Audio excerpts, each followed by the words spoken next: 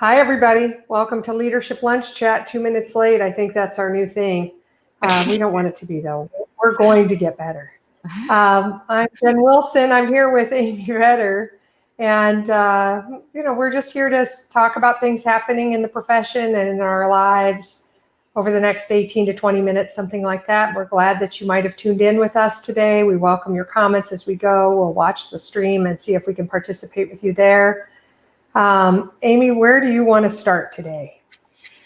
Well, I think for sure we want to talk about 9/11, this being a significant day. And I know this morning I was talking to my son and he was saying how different it feels this year with going through a pandemic at the same time as when we normally feel the heaviness of this day and what it meant for the world. And now we're kind of actually in another shift for the world. So I think it's probably a good place to start and kind of talk about how this is affecting from a personal standpoint, but what we've learned since 9/11 as well. Yeah, I agree. That's on all our minds or all our hearts, I think, today. So, 3,000 people lost their lives on that day due to the terrorist attack. I've always identified with the flyers, the people that got on airplanes in Newark and, took off from there and thought that they were going to, New York and Newark and thought that they were going to, go to their work destination or visit their loved ones, and they never made it. That's, the whole thing is unbelievable. But when I think about the 3,000 people that died in 9/11, then I think about the 109,000, something like that have died in our pandemic. Yeah. And I know there are people out there that want to say that number's not real. And I'm not going to argue statistics necessarily, but I will say that if you go out and look at the CDC keeps track of total deaths from all causes.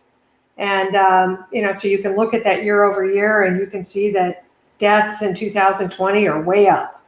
So even if you don't want to attribute it to COVID, a lot more people have died in our country this year. So it's, to me, I feel like there's a, significant heaviness, not just with the loss of life on 9/11, but the loss of life in this pandemic. And anyway, maybe we should take a minute of, a few moments just to even be silent for a second and think about all those folks that have passed. Yeah, absolutely.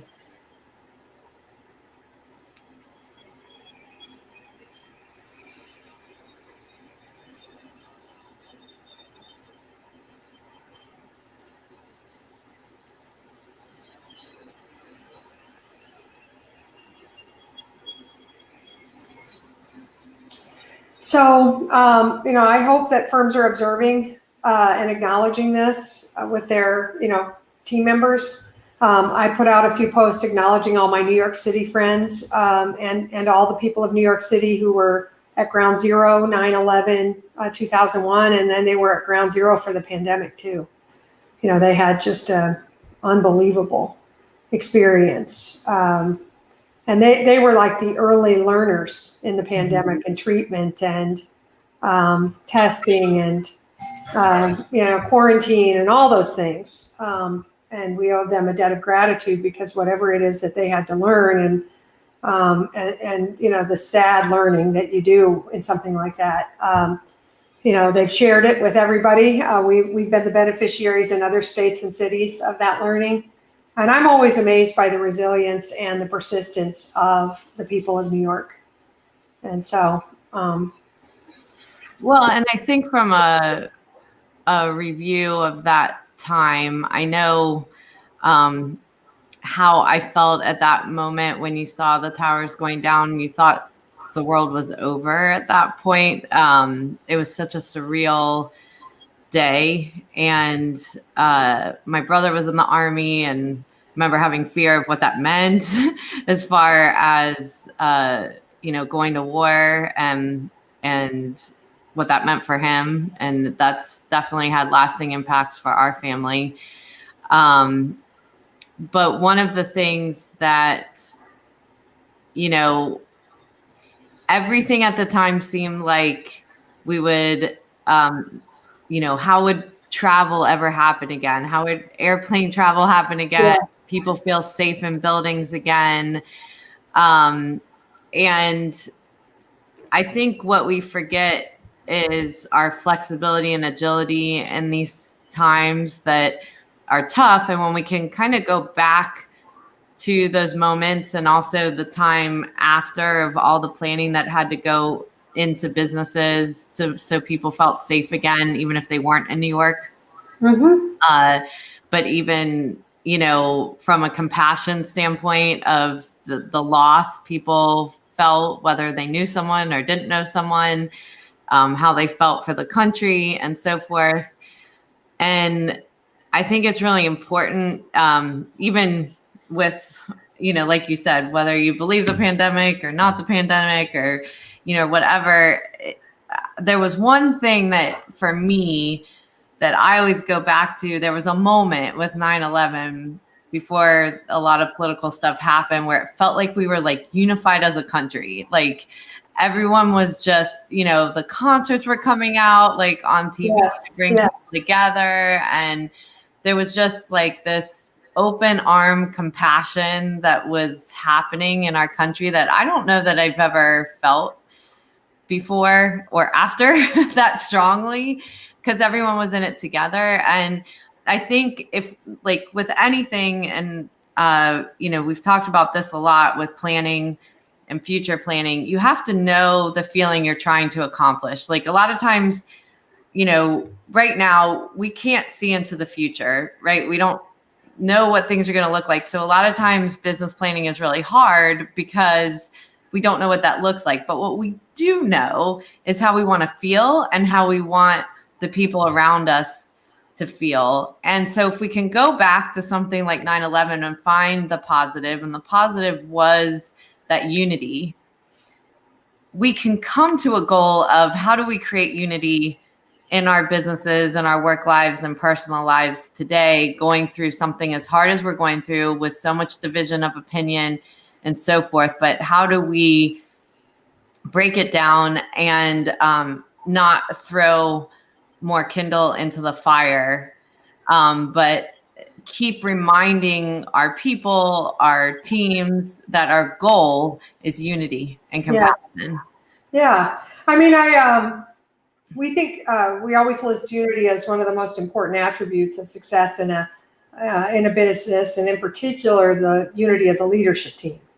And, we did come together after 9/11, and we were patriotic, and we were unified in our commitment to help New York rebuild and to help the victims' families. And, it felt like there was real unity. I can't speak to how well we executed on the ideas that we had after that, but I know that we were all committed, sort of all for one. And when I think about it, we had, you could say, well, the reason we were so unified is because we had a common external enemy.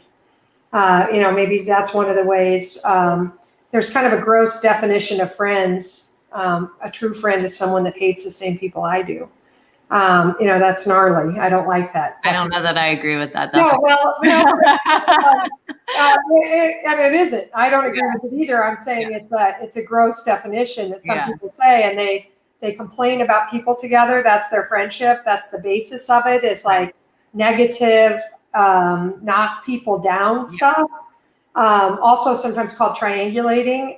So I'm not saying it's a good definition. I'm just saying that some people, that's their bond, is negativity and like common enemy. Sure. But I think we have a common enemy with this COVID-19 virus, and for some weird reason, we haven't come together in the same way, and it's disappointing. I think it's been politicized, and just a bunch of junk has happened around it, when in fact, and maybe it's because we can't see it, or we can't, I don't know. I don't know what it is, but it would be wonderful if we could drop all that, get in touch with the 9/11 feelings, and come together as a country and start working together to really solve not just the virus issues and the health and safety issues, but also the economic issues that we're facing. And I think about our U.S. a little bit like a company, if you want to think about it for a second like that.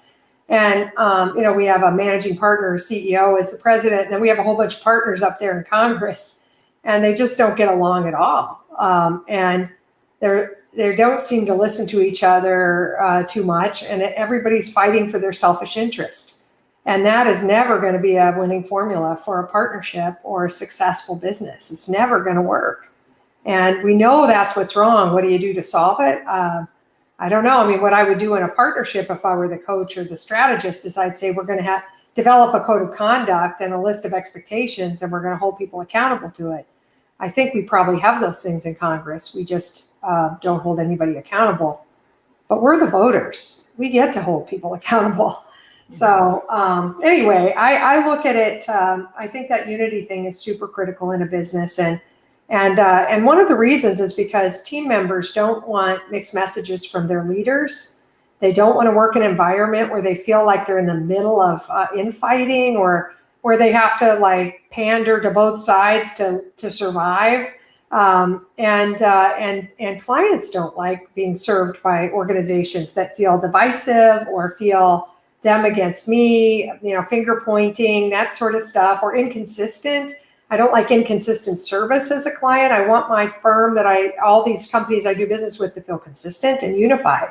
And so there's a lot of very, very important reasons to get together and unify as a leadership team, just like there is for us to unify as a country. Well, and I think with anything, it's important not to make the issue trying to solve the larger issue and come down to the smaller things that you can do. And the smaller things we can do are the things in our direct control, direct environment. And I think first, a good exercise is to write down all the things you can control, yes, what you can't control. Because a lot of times, we call it in the yoga world monkey mind, right? Like our mind starts going from branch to branch to branch and getting tied up in things that just make us really upset internally, versus realizing like, is this something I can control or not control, and eliminate the things that I cannot control so that I'm focused on the things to make a better experience in the workplace. And so if I can learn that what I want is unity and compassion in my work environment, then I start modeling that behavior, creating that environment. And it doesn't have to be something that someone tells you to do. Because a lot of people, I know when I'm talking to groups, I'll get questions about, well, that's not the way my leader is, or that's not the way my work environment is. Well, we all have the power to not keep feeding into a bad environment and behaving in a way that doesn't align with our values. So what's important is to then think about, in my space, what could I do to start changing that experience, that environment? Or what do I need to do for myself to pull myself out of a stressful situation, or getting into that monkey mind that might be affecting the words I say or do? And so when we talk about gossip, that can be a small thing that you stop, right? Because at the end of the day, like, gossip's like an addiction, right? Because at the moment it feels so good that someone feels exactly like you do, and that you're bonding over a negative experience, but you don't feel alone in it because someone else believes that negative experience with you. Yes. But then, just like addiction, at the end of the day, you're like, wow, my body feels really bad from doing that today. Yeah. So even if there is something, where, so there's a book called The Four Agreements. If you haven't read it, it's a very small book, but it's very, very good. It talks about gossip, and but it's in the context of being good with your words. Yes. And so if you feel like you're not putting good out into the world, like if we can take what was good from 9/11, and that was, what is the positive things that I can put into the world? I don't have to wait for a coworker or a leader to do those things. And they're hard things. Like stopping gossiping, you can get stuck in it. And then you're like, oh, but at least being aware that it's happening, because a lot of times we're not even aware when it's happening. And then we can like slowly start pulling ourselves out of it. But it's those tiny little things that can maybe start making things feel a little better. And then other people don't feel comfortable to keep doing it around you either, because you're not feeding into it. Right. Now, we call gossip, when we teach about it, we call it triangulation. That's the communication term. That way, I think that for whatever reason, some people say, I don't gossip. And I think men might say women gossip more than men. And, we all triangulate. We all complain to somebody about something that isn't about them. It's about someone else. And we talk to them about our complaints, and then they can't affect them. And we both leave feeling gross and nothing got done, right? So, and we always try to say, picture when you're complaining to somebody that can't affect it, that you're just complaining to them. Picture that you're barfing on them. It's like you're barfing up your complaints, and you don't feel good while you're barfing, and you definitely don't feel good covered in it. And it just kind of saps everybody's mojo and tears relationships down. If I'm going to come in and do a retreat for a firm and try to work on a unity problem, which we've done a bunch of, I interview every single person involved in the unity problem, or the entire leadership team if I can, and figure out what's going on with your unity problem and where are you on this and what are your feelings. And they do barf up their concerns to me. And what happens is I find these common threads, common issues, but also common ground that they could stand on. And I come in and facilitate them talking about it. That doesn't require a facilitator. You know what I mean? If you have strife, and I think, again, I'll go back to our country. We have strife in our country. I think the only way to solve it is to engage with people that have differing views than we do in healthy discourse, to look for the places where we differ and look for the places where we have common ground. I think that's the only way we're going to solve any problems ever. And I think we're not doing that. I think we quit doing that. And we're just like one way pounding the drum on our messages. Mm-hmm. Like, here's what I believe, not what do you believe and how come? And, what makes you feel that way? Maybe we ask that once. They start to say what they believe, it differs from us. We smack them down with our proof, and then it's over. Exactly. So, just opening up communication and being interested in where are we differing, and can we possibly find common ground, or can we find a place to agree on how we're going to behave, or what we're going to do strategically, or whatever that is, what policies we're going to put in place. Could we figure out the common instead of the differ? Right. And I've been having these conversations to try to learn more about really the racial discrimination and the experience of my Black and African American friends. And I've been having one or two of those conversations every week. And one of the things I really distinguished yesterday in one of those conversations was that every time I have those conversations, I see less difference between us and more the same. And I just feel like that's the human condition. And if we could just remember that, for crying out loud, we're all the same. We have so few real differences. And why can't we just treat each other with that compassion, love, respect, listening, trust, all those things that we want to be treated with ourselves? We're the same. Right. But we can't control others, right? So, the fact in the world is we are going to deal with narcissists. We are going to deal with people that it's just not natural to be compassionate. And that's our work, is to stop looking externally, right? Like to be able to create the kind of environment that you want to create. Because if you're constantly wrapped up in your head of why isn't this person doing it? Why don't they see it my way? Finding your followers so that they agree with what you agree with, and then you're bonded against another person. Yeah. It's just going to feed into it. So that's the hardest thing. Like through parenting, one of the things that I've always said to my kids, it's easier to do the bad thing. It's harder to do the good thing. because that's the natural thing, you know, when it's harder to actually have to walk the right path and you know, work on yourself. So with that, you know, I think, you know, just bringing it back to 9/11, if we can take any learnings from that were positive, you know, into the situation that we're in today, I think we can find ways, even if we wrote it down on a piece of paper, of, you know, what did I learn then? And I did learn that I was agile, and I did learn that we will survive and recover. It might look different. And I did learn that we can be compassionate with one another. So how can I apply that today in the current situation that we're in? And that we moved forward faster because we were unified.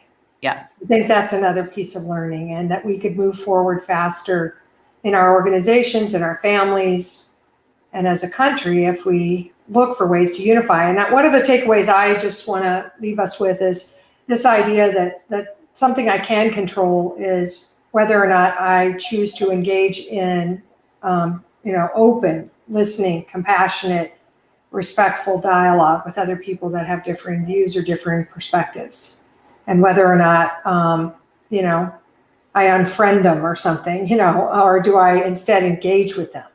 Mm-hmm. What am I doing? You know, what am I doing in that to really try to find common ground?